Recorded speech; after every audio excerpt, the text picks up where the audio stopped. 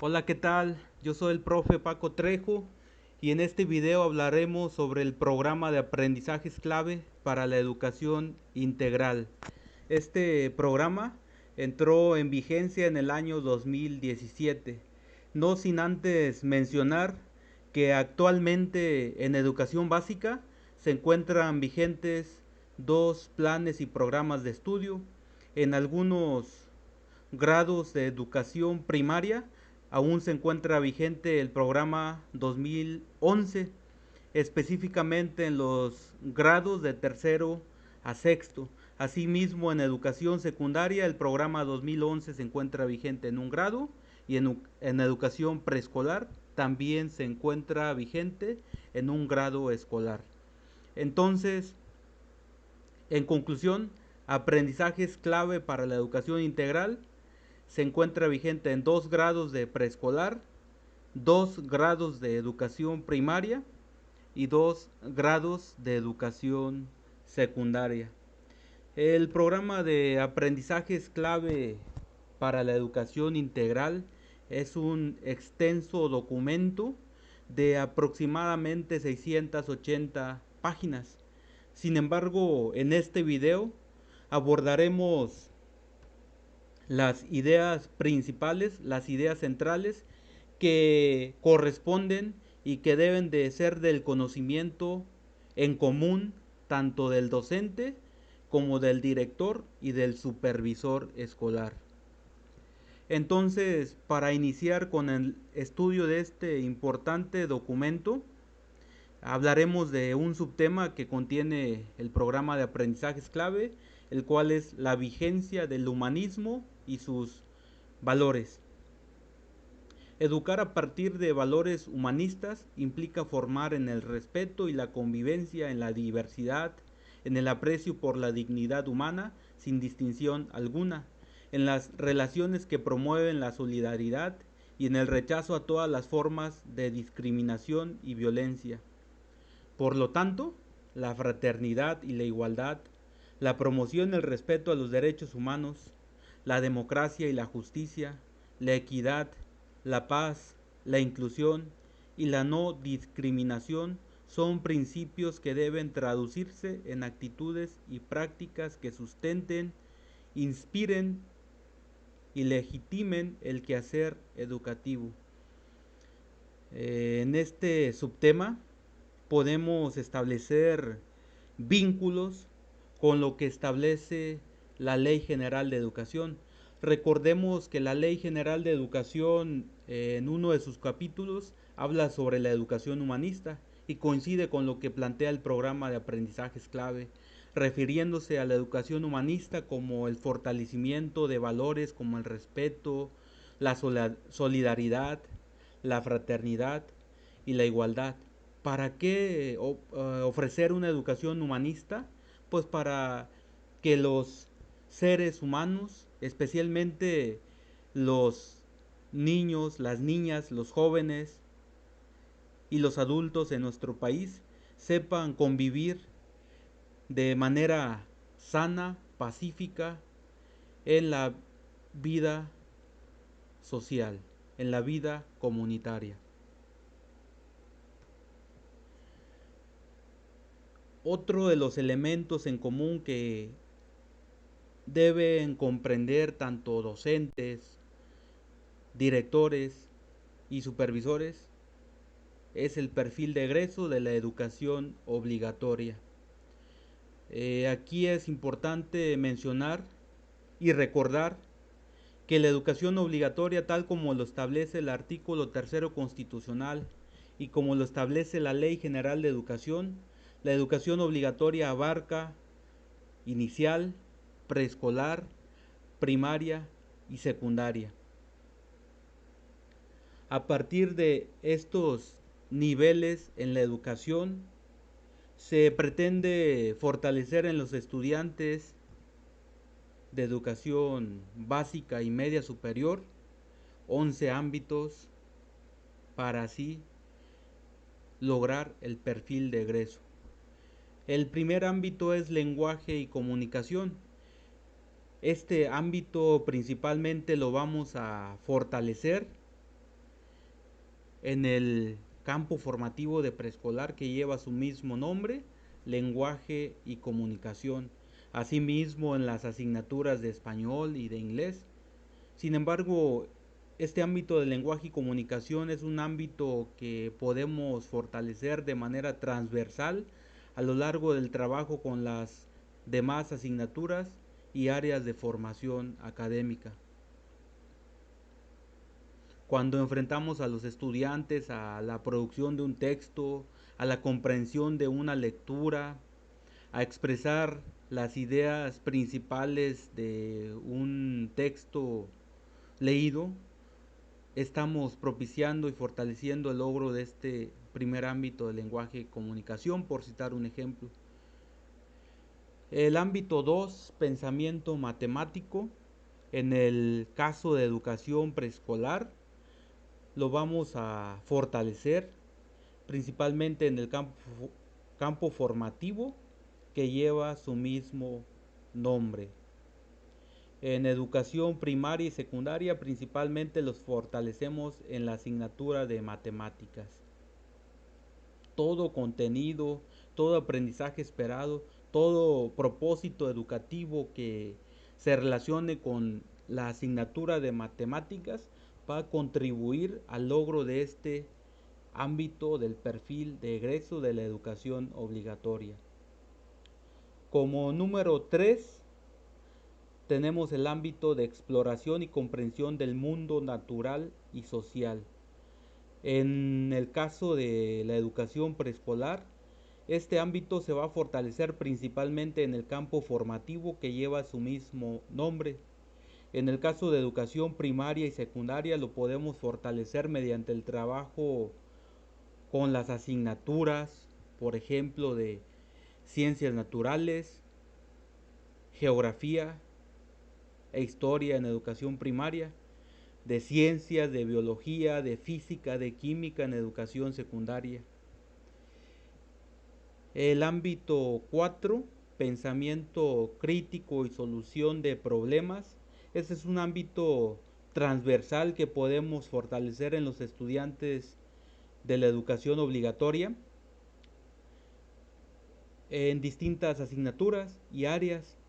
¿Por qué? Porque recordemos que el pensamiento crítico, tal como lo establece la Ley General de Educación, implica que el alumno se forme en el desarrollo de habilidades para que pueda explicarse hechos, que pueda justificar y argumentar sucesos y que se forme en el hábito de cuestionarse todo lo que ocurre a su alrededor. Por ello, este ámbito es transversal. En este mismo ámbito va la solución de problemas. La solución de problemas es un elemento que principalmente lo desarrollamos en la asignatura de matemáticas por medio de la resolución de problemas matemáticos, al enfrentar al alumno a desafíos. Sin embargo, no solamente en matemáticas se enfrenta al alumno a la solución de problemas.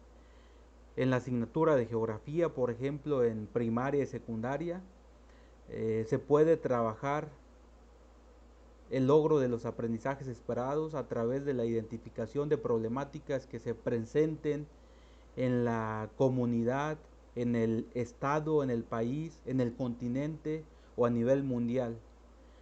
En la asignatura de ciencias, por ejemplo, también se pueden trabajar proyectos a partir de la identificación de problemáticas que existen en la comunidad, por ejemplo, la contaminación del agua, el cual se puede trabajar de forma colaborativa para solucionar ese problema a través de la formulación de soluciones y propuestas. El ámbito 5, habilidades socioemocionales y proyecto de vida, principalmente lo vamos a desarrollar en el área de educación socioemocional. Recordemos que de acuerdo a al programa de aprendizajes clave para la educación integral, Los componentes curriculares en educación básica es a través de asignaturas, a través de áreas y a través de ámbitos de autonomía curricular. Entonces, la educación socioemocional, al igual que el área de artes y educación física, corresponden al segundo componente curricular. Entonces, como docentes, debemos de desarrollar en nuestros alumnos las habilidades socioemocionales, que sepan regular sus emociones, identificar sus emociones, convivir. Asimismo, el proyecto de vida lo podemos fortalecer principalmente en la asignatura de formación cívica y ética. Sin embargo, el proyecto de vida también es un elemento, es un aspecto que podemos trabajar de forma transversal. El ámbito 6, colaboración y trabajo en equipo, es un elemento transversal, es un ámbito transversal. A través del estudio de distintas lecturas estaremos analizando la importancia que tiene el trabajo colaborativo. Incluso más adelante, cuando abordemos los principios pedagógicos, abordaremos un principio pedagógico que específicamente habla sobre la importancia del trabajo en equipo. Bien sabemos que el aprendizaje no se da de forma aislada, el aprendizaje se da a través de la interacción con los demás y a través de la socialización del conocimiento, es decir, a través de compartir e intercambiar mis conocimientos con mis pares, a través de que propiciemos que los alumnos intercambien sus ideas, sus opiniones con el resto de sus compañeros. Convivencia y ciudadanía es el ámbito 7. Principalmente lo vamos a trabajar y a fortalecer en el área de educación socioemocional y en la asignatura de formación cívica y ética. El ámbito 8, apreciación y expresión artísticas, principalmente en el área de artes. Recordemos que existen distintas artes: la danza, la música, el teatro, la pintura, la escultura, entre otros tipos de expresiones artísticas. El ámbito 9, atención al cuerpo y la salud, principalmente lo vamos a desarrollar en nuestros estudiantes por medio del trabajo del área de educación física y de la asignatura de ciencias naturales. Es importante que los alumnos aprendan a cuidar su cuerpo, aprendan a identificar hábitos y estilos de vida saludables. El ámbito 10, cuidado del medio ambiente, pues principalmente lo podemos y lo vamos a fortalecer en el campo formativo de exploración y comprensión del mundo natural y social, en el caso de preescolar, y en el caso de educación primaria y secundaria, principalmente en las asignaturas de ciencias, geografía, formación cívica y ética. Las habilidades digitales, el cual es el ámbito 11, es un ámbito transversal que lo podemos desarrollar, lo podemos fortalecer en nuestros estudiantes mediante el trabajo con las distintas asignaturas y áreas del conocimiento. Aquí se espera que enseñemos a los alumnos a buscar información, a discriminar información utilizando las distintas tecnologías a su alcance, a que manejen las herramientas tecnológicas de una forma responsable y segura. En el caso del director y del supervisor, pues como las principales funciones son las de asesoría y acompañamiento, por medio del análisis de las planeaciones y de la observación de clase puede identificar las fortalezas y las áreas de mejora de los docentes a su cargo y, de ser necesario, puede ofrecer orientaciones, sugerencias, de manera de que el docente tome en cuenta el desarrollo de estos ámbitos en su planeación de clase.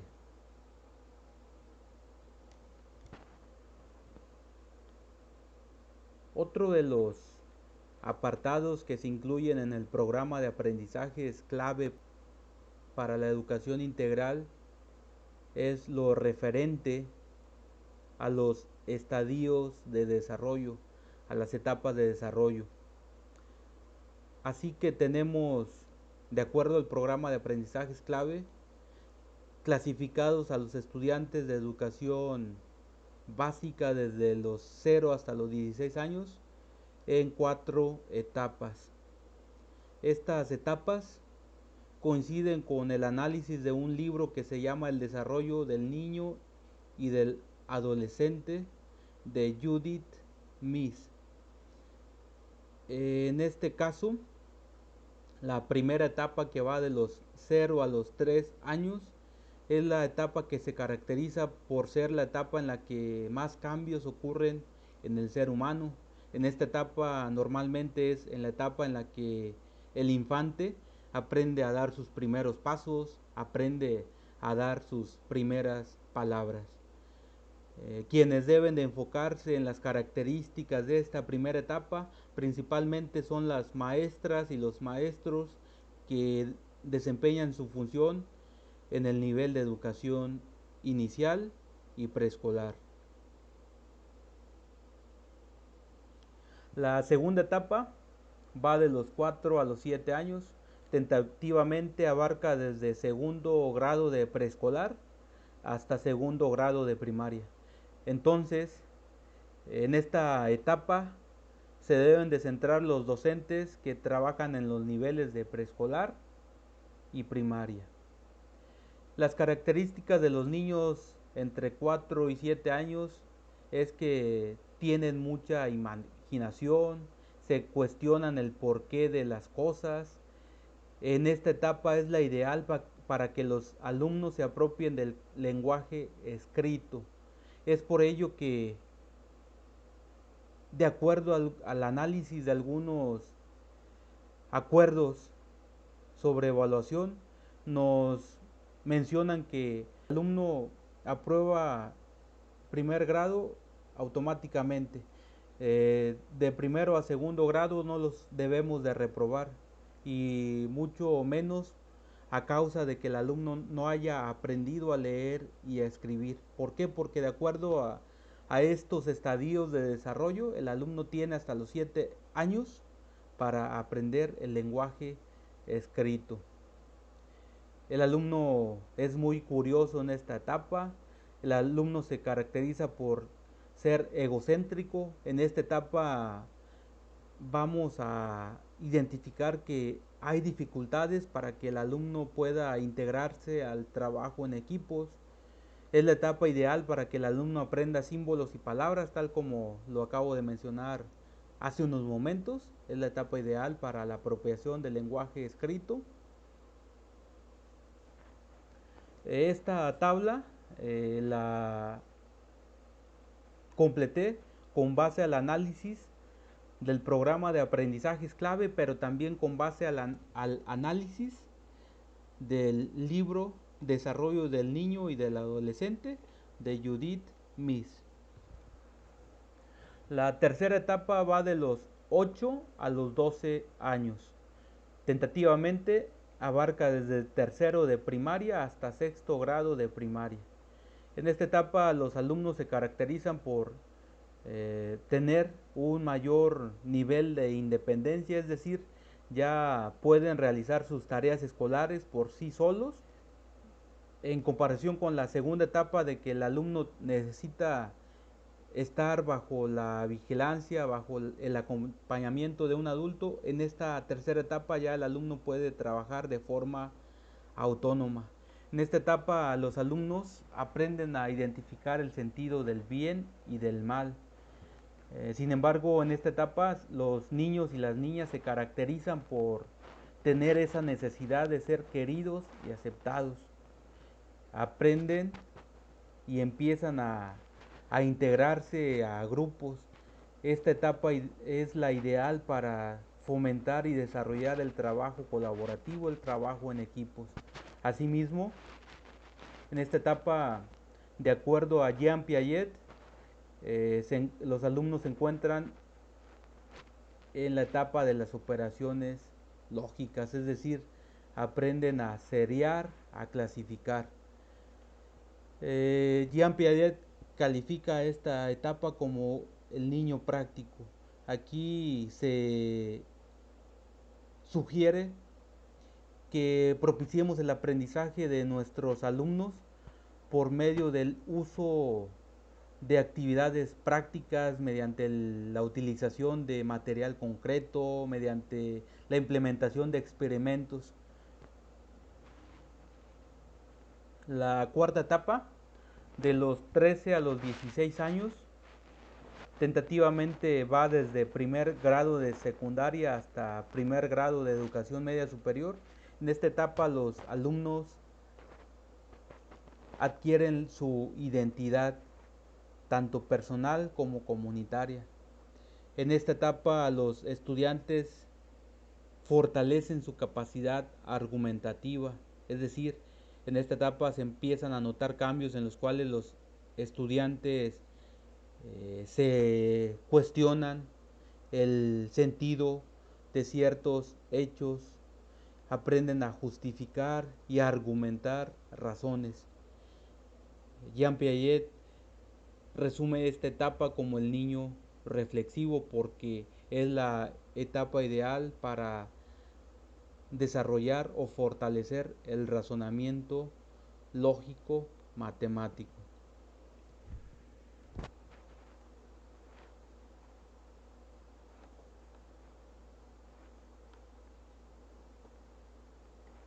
Antes de continuar con la siguiente pantalla, me gustaría que te plantees las siguientes preguntas. ¿En qué etapa se encuentran los estudiantes que atiendes actualmente? Pregunta número 2. ¿Coinciden las características de acuerdo a estos estadios de desarrollo con los alumnos que atiendes actualmente?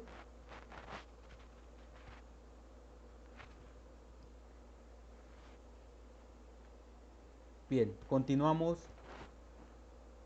con la siguiente pantalla. En el programa de aprendizajes clave para la educación integral se definen 14 principios pedagógicos. Estos principios son referentes que todo docente debe de tener en mente y de tomar en cuenta durante su intervención y durante su planeación. Asimismo, el director y el supervisor también debe de tener dominio de estos 14 principios pedagógicos para poder ofrecer asesoría y acompañamiento a los docentes de la escuela en el caso del director y a los docentes y directores de la zona en el caso del supervisor.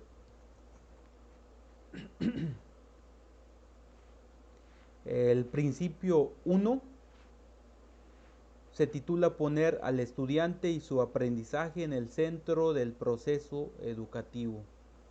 Este principio alude a que la principal finalidad de la escuela es generar aprendizaje.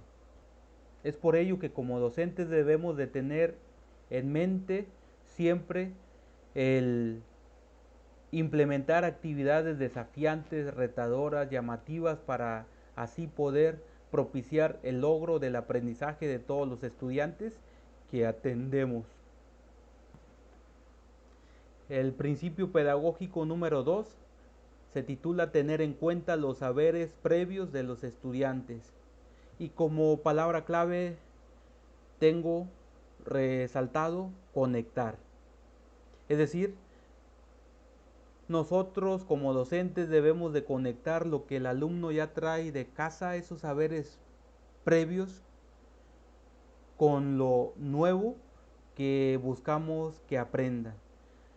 Siempre debemos recordar, tal como lo establece Vygotsky, de implementar actividades que representen cierto reto cognitivo sin que sean actividades imposibles de resolver por parte del estudiante, pero todo debe de partir del rescate de los conocimientos previos. El principio número 3, ofrecer acompañamiento al aprendizaje, se refiere a que como docentes debemos de dejar atrás el papel tradicionalista en el cual éramos o no, se nos catalogaba hace décadas como transmisores del conocimiento. Actualmente el papel del docente es el de un acompañante, el de un guía, el de poder orientar a los alumnos para que sean ellos quienes, bajo la guía del docente, construyan el conocimiento. Aquí es importante mencionar que por esta razón en los libros de texto ya no vamos a encontrar fórmulas para calcular resultados matemáticos, para calcular áreas, volúmenes, perímetros, circunferencias, porque lo que se busca es que mediante la propuesta de actividades que vienen en los libros de texto, sea el propio alumno quien construya las fórmulas. Es por ello que en el libro de español, por ejemplo, no vamos a encontrar conceptos, más bien vamos a encontrar secciones como ficheros del saber en los cuales vienen las indicaciones para que sea el propio alumno quien investigue y construya conceptos y definiciones. El principio pedagógico 4, conocer los intereses de los estudiantes. Aquí se nos hace mención que para planear mejor y para contextualizar siempre debemos de partir de los intereses de los estudiantes. De esta manera, si tomamos en cuenta los intereses de los estudiantes, las actividades que implementemos en el aula van a resultar de interés y van a captar la atención de nuestras alumnas y nuestros alumnos. El principio pedagógico 5, estimular la motivación intrínseca del alumno. Aquí el programa de aprendizajes clave nos menciona que debemos de propiciar el aprecio del estudiante por sí mismo, debemos de estimular la interrogación metacognitiva, es decir, debemos de inducir al alumno para que se aprenda a conocer a sí mismo, que aprenda a conocer cuáles son sus ritmos de aprendizaje, sus estilos de aprendizaje, para que de esta manera el alumno poco a poco se vaya convirtiendo en un aprendiz autodidacta.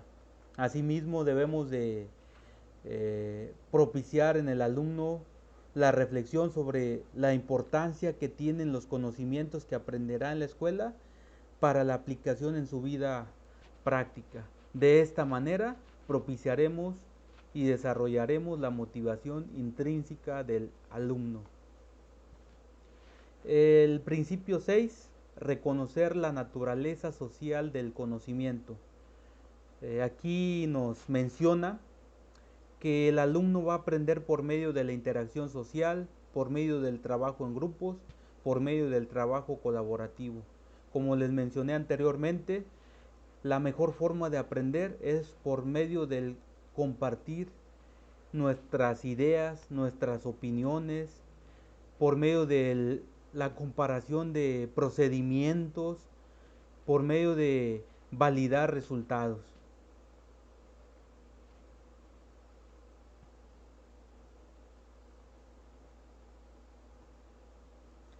El principio pedagógico número 7, propiciar el aprendizaje situado.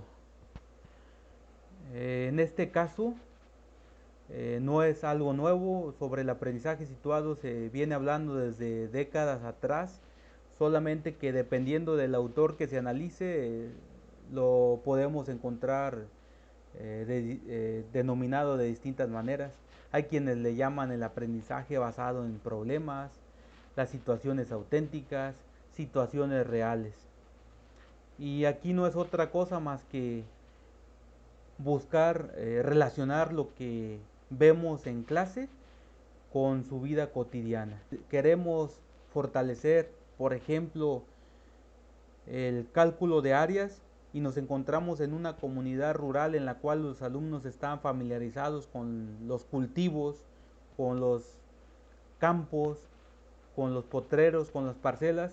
Podemos pedirle a los alumnos que calculen el área del terreno en el cual tiene sus cultivos su papá, por ejemplo.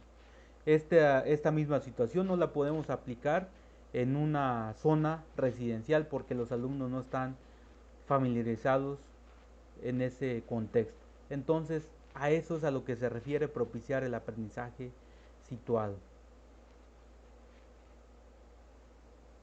El principio pedagógico 8, entender la evaluación como un proceso relacionado con la planeación del aprendizaje. Y rescato una frase, dice que la planeación y la evaluación son dos caras de la misma moneda. ¿Por qué? Porque cuando planeamos partimos de un aprendizaje esperado. A partir de ese aprendizaje esperado diseñamos actividades que van a favorecer que el alumno adquiera el aprendizaje que tenemos destinado que logren. Pero es necesario también tomar en cuenta evidencias de desempeño y precisamente esas evidencias de desempeño, esos productos, esas actividades que vamos a evaluar deben de estar en congruencia, deben de tener relación con las actividades de aprendizaje y con el aprendizaje esperado. Es decir, si el aprendizaje esperado es que los alumnos calculen áreas de cuadrados y rectángulos, no vamos a evaluar o no se recomienda tomar como punto central de evaluación la ortografía. ¿Por qué? Porque no hay congruencia entre lo que estoy evaluando y el aprendizaje esperado. Tenemos que evaluar un producto que me dé evidencia que realmente el alumno adquirió el aprendizaje esperado. El principio pedagógico 9, modelar el aprendizaje. Aquí el programa de aprendizajes clave 2017 nos menciona que el maestro debe de ser el ejemplo. Es decir, si busco que los alumnos adquieran el hábito de leer, mis alumnos me deben ver leyendo. Si busco que los alumnos produzcan textos, debo de ser el ejemplo a seguir y también debo de propiciar y de producir textos.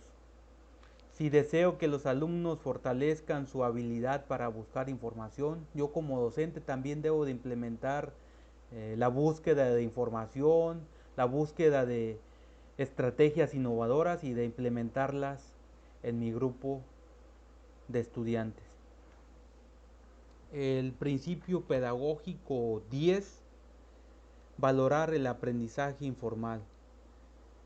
Aquí se refiere a que debemos de fomentar el interés de aprender en distintos medios. Actualmente la escuela no es el único medio por el cual los estudiantes van a aprender.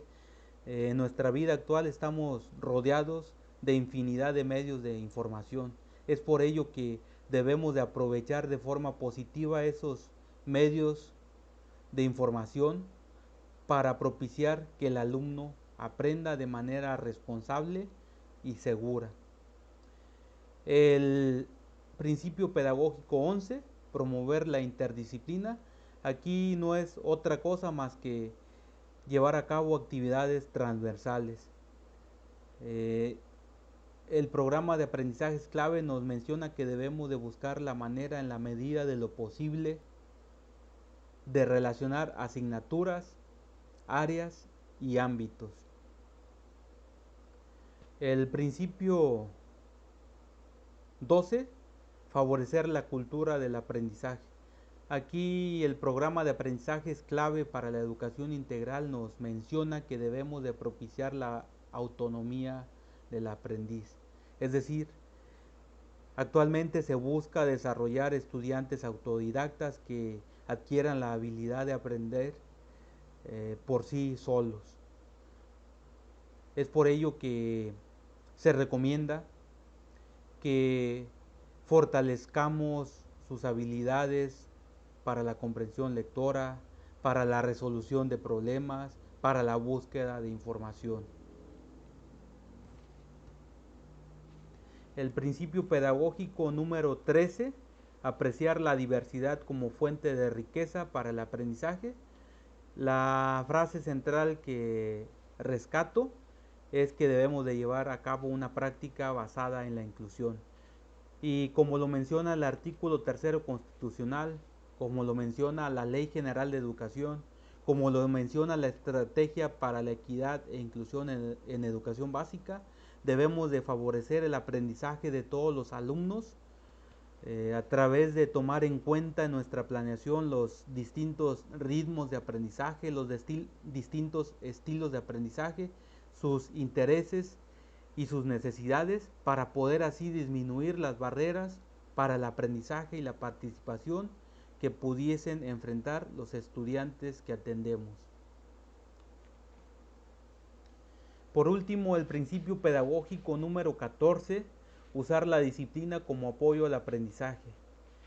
En este caso, el programa de aprendizaje es clave para la educación integral. Nos menciona que un ambiente de aprendizaje seguro, estimulante, cordial y acogedor va a ser un ambiente que va a propiciar un aprendizaje más efectivo en nuestros alumnos.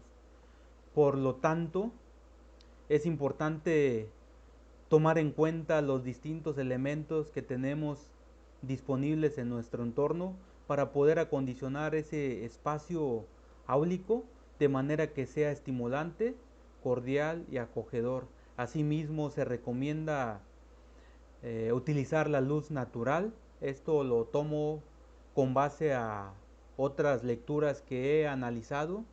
Se recomienda una ventilación natural, de preferencia si no es necesario prender aire acondicionado, abanicos. Si basta con tener las ventanas abiertas, nos mencionan algunos autores que resulta de mayor beneficio. Bien, de esta manera se abordan los 14 principios pedagógicos.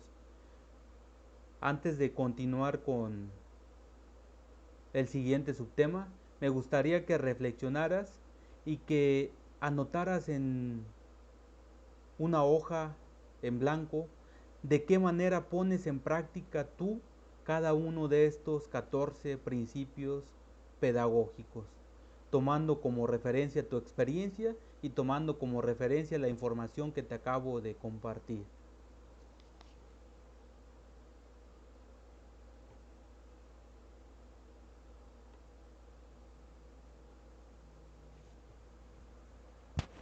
Bien, ahora toca el turno de hablar sobre los componentes curriculares, sobre el programa de aprendizajes clave para la educación integral. Hablar de componentes curriculares implica hablar sobre la forma en la que está organizado este programa. Es por ello que tenemos que este programa de aprendizajes clave se organiza en 3 componentes curriculares. El primer componente curricular son los campos de formación académica. El segundo componente curricular son las áreas de desarrollo personal y social. Y el tercer componente curricular son los ámbitos de autonomía curricular. A su vez, cada uno de estos componentes se divide en asignaturas, en áreas y en ámbitos. El primer componente, campos de formación académica, se divide en 3. El campo 1, lenguaje y comunicación. Campo 2, pensamiento matemático.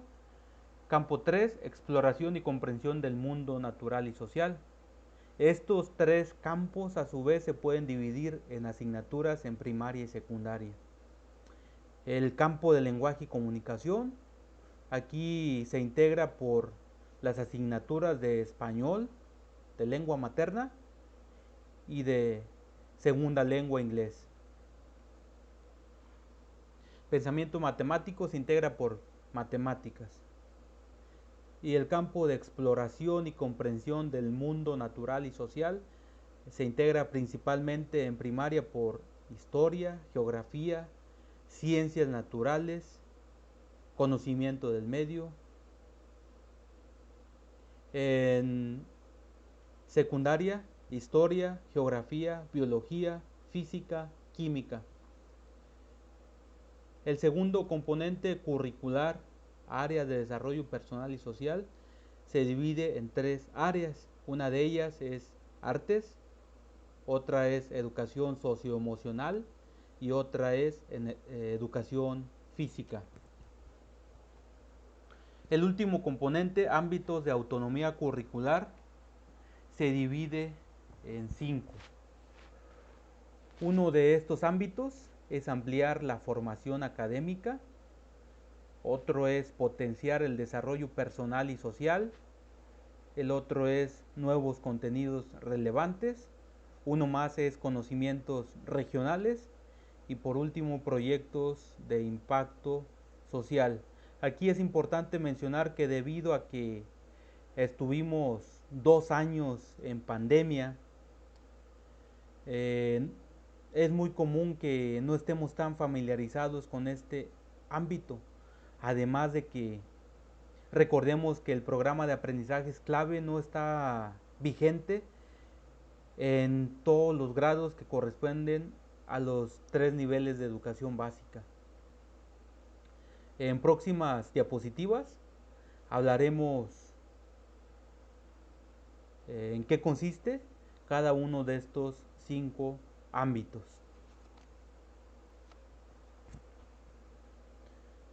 Bien, como lo acabo de mencionar hace unos momentos, el componente de autonomía curricular se divide en 5 ámbitos. El ámbito 1 se llama ampliar la formación académica. Aquí se busca que en el tiempo destinado para trabajar autonomía curricular se fortalezcan aprendizajes que tal vez los alumnos no dominan, referentes a los campos de formación académica, es decir, referentes a las asignaturas que se trabajan en educación primaria o secundaria. Es importante que recordemos que hay asignaturas y que hay áreas. Entonces este ámbito 1 va específicamente para el fortalecimiento de los aprendizajes de las distintas asignaturas. Recordemos que para trabajar este componente de autonomía curricular, se supone que en las escuelas de educación primaria se le debe de destinar media hora de tiempo a la semana. Entonces, como escuela o como docentes, si observamos que los alumnos presentan dificultades en alguna asignatura, pues podemos trabajar este ámbito 1 de ampliar la formación académica, profundizar en las asignaturas. El ámbito 2 de autonomía curricular se titula Potenciar el desarrollo personal y social. Este ámbito se refiere a que tal vez los estudiantes sí tienen un dominio suficiente en las asignaturas, pero requieren fortalecer sus áreas de desarrollo personal y social. Recordemos que las áreas son artes, educación física y educación socioemocional.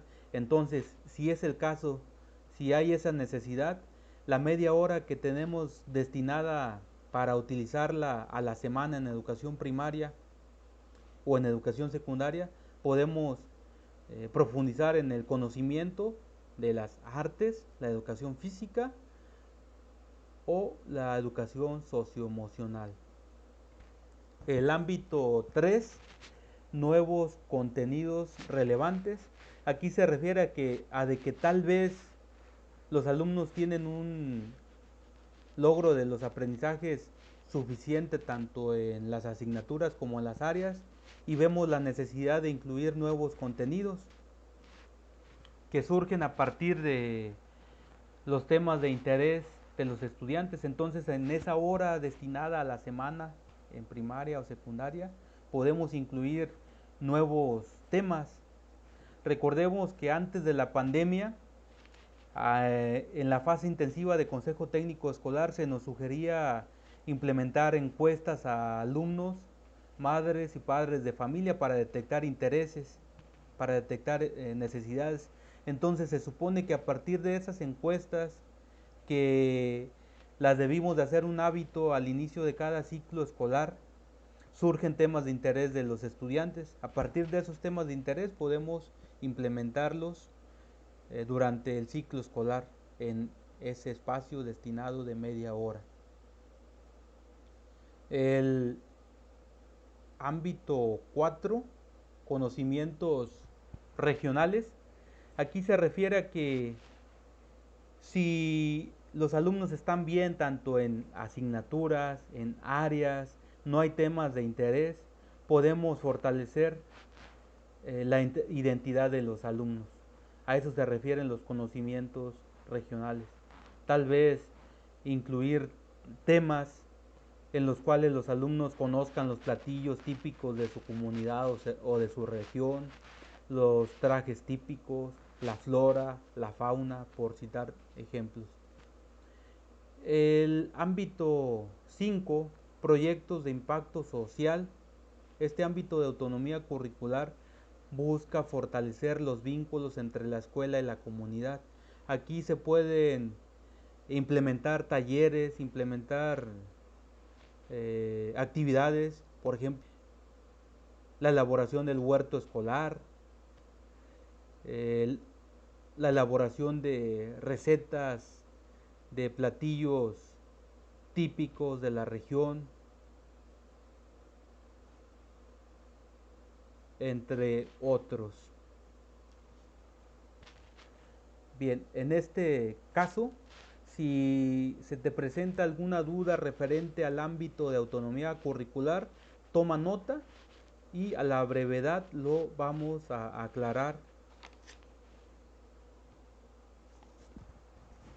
Otro de los temas en común que se abordan en el programa de aprendizajes clave para la educación integral es lo referente a la planeación y evaluación de los aprendizajes. Aquí se nos menciona que la planeación la debemos de elaborar a partir de establecer metas, es decir, para elaborar una planeación debemos de partir de propósitos de aprendizajes esperados. Una vez definidas las metas, debemos diseñar actividades que precisamente favorezcan el logro de las metas. Asimismo, en la planeación debemos de considerar la estrategia de evaluación. Es decir, en la planeación debemos de incluir qué instrumentos vamos a utilizar para evaluar, en qué momentos, quiénes van a evaluar. Digo quiénes van a evaluar porque existen tres modalidades de evaluación. La evaluación a cargo de los alumnos, que es la autoevaluación, la evaluación a cargo del docente, que es la heteroevaluación, y la coevaluación, que consiste en que se evalúen entre pares. También en este tema viene un subtema que se titula evaluación formativa. Aquí nos menciona sobre la importancia de retroalimentar a los estudiantes, es decir, al momento de evaluar, para que la evaluación esté completa debemos de dar a conocer a los alumnos sus fortalezas, sus áreas de mejora y sugerencias, es decir, debemos de dar a conocer de manera verbal o escrita cómo pueden mejorar sus aprendizajes. También es importante comunicar resultados y diversificar la evaluación. Por ejemplo, utilizar instrumentos acordes a los estilos y ritmos de aprendizaje de los alumnos, acorde a sus barreras para el aprendizaje, acorde a sus intereses y necesidades.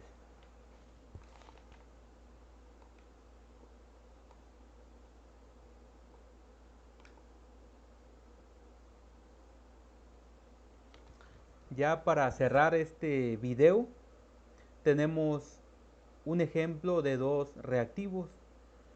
El primero dice: estrategia que permite recuperar los saberes y puntos de vista de los estudiantes para la construcción de nuevos aprendizajes. Tenemos 4 opciones de respuesta.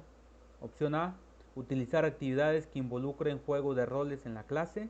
Opción B: implementar el uso de lluvias de ideas en la clase.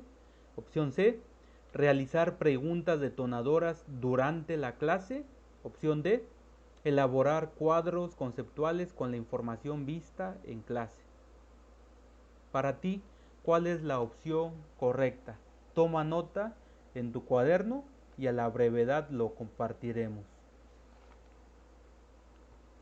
El reactivo 2, el reactivo de ejemplo número 2, dice: ámbito de autonomía curricular que permite a la escuela fortalecer los vínculos con la comunidad a la que pertenece. Recordemos que son 5 ámbitos de autonomía curricular, hace unos momentos se mencionaron. Entonces, con base a ello, debemos de elegir la respuesta correcta. Opción A: conocimientos regionales. Opción B: prácticas para el desarrollo social. Opción C: nuevos contenidos relevantes. Opción D: proyectos de impacto social. Pues bien, de esta manera hemos llegado al final del análisis del programa de aprendizajes clave para la educación integral en lo que respecta a conocimientos comunes que deben de tener docentes, directores, asesores técnico-pedagógicos, supervisores y jefes de sector. Más adelante analizaremos conocimientos específicos que debe de tener las distintas figuras educativas. Ahora toca el turno de comentar el enfoque pedagógico de ciencias naturales y tecnología en la educación básica. Por ello tenemos que los principales planteamientos respecto a la enseñanza de las ciencias y tecnología en educación básica son los siguientes. Uno de ellos es la construcción de habilidades para indagar, cuestionar y argumentar. El docente en todo momento debe buscar espacios y oportunidades para desarrollar en sus alumnos estas habilidades científicas tan importantes como la indagación, la interrogación y la argumentación. El papel del docente es acompañar al estudiante, es decir, el papel del docente es propiciar que el estudiante construya su propio conocimiento bajo la guía del maestro. Además, en ciencias y tecnología se busca propiciar situaciones para el intercambio de argumentos entre los estudiantes. Aquí es muy importante mencionar que los alumnos en educación básica deben desempeñar una función activa en la construcción de su conocimiento.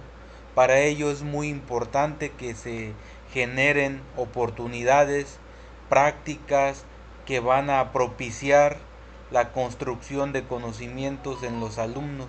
Un ejemplo de la generación de actividades prácticas es mediante la realización de experimentos.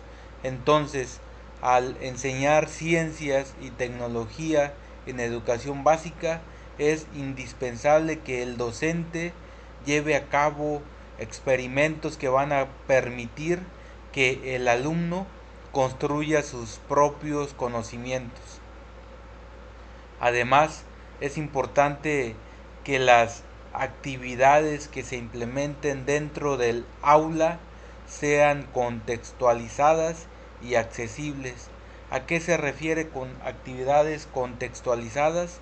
Se refiere que se plantee la resolución de problemas con base a las ciencias, pero de problemas que sean apegados al contexto local, al contexto cercano de los estudiantes.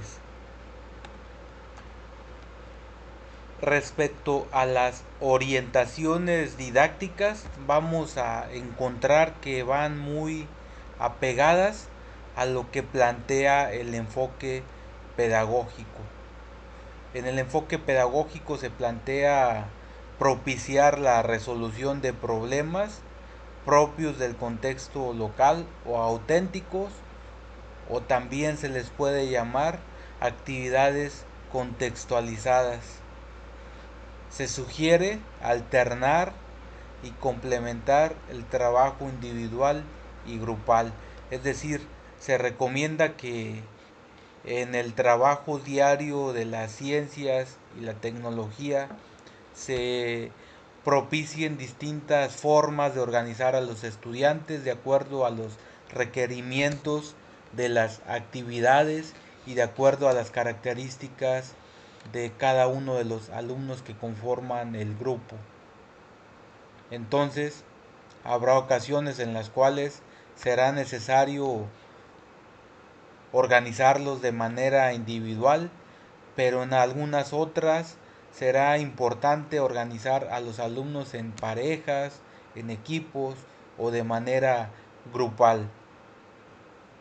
Más adelante tenemos usar modelos y analogías.